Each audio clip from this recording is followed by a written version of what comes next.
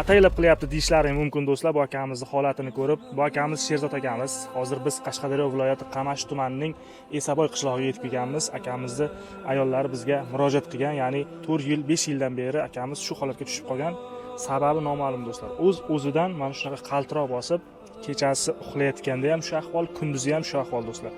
Xuddi shunaqa qaltiraydi. Nechanchi yilsiz?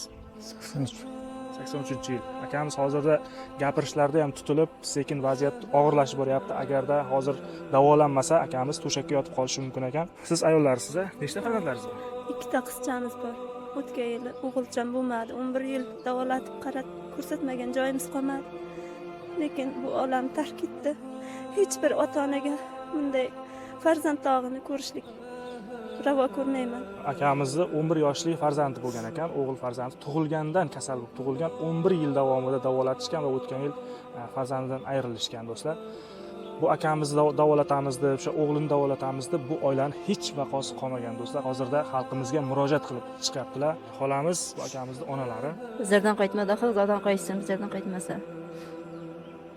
Va birlaringizga ming bersin. Yordam qilgan oilalarga. Bu akamiz bu kasallikka chalinmasdan oldin MCSda ishlagan ekan, ya'ni pajarnida yaxshi ishlab yurgan, o'sha paytdan qaltiroq boshlangan.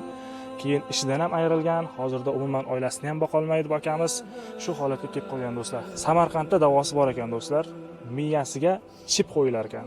O'sha qaltiroqlarni to'xtatar ekan, 15-20 yilga to'xtatar ekan. O'shandan keyin yana batareyasi almashar ekan. O'sha chipni qo'ygandan keyin to'xtar ekan va akamiz ishlar qilishi mumkin, bemalol oilasini tebratadigan darajaga yetib kelishi mumkin do'stlar. Hozirda 2 ta farzandi bor. Bu katta qizchasi, kichkinasi, kattasi. Katta qizchasi u operatsiya uchun chip qo'yish uchun $22,000 atrofida pul kerak ekan. Bu oilamizda hozir yiqqanlari, tergan, yiqqani $4,000 ekan, yana $18,000 pul kerak ekan akamizni davolatish uchun.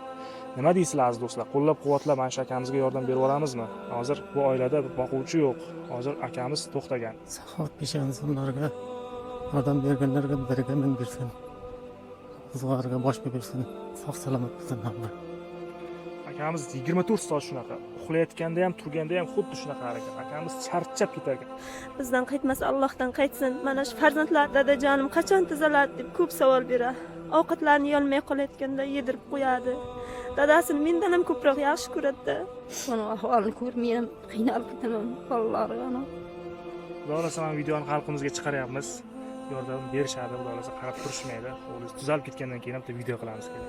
Maksimal qo'llab-quvvatlaylik. Xudo xolasa kerakli summalar yig'ilsa, Samarqandga olib borib, operatsiyasini qildirib, keyin videolarni ham sizlarga qo'yib ko'rsatamiz.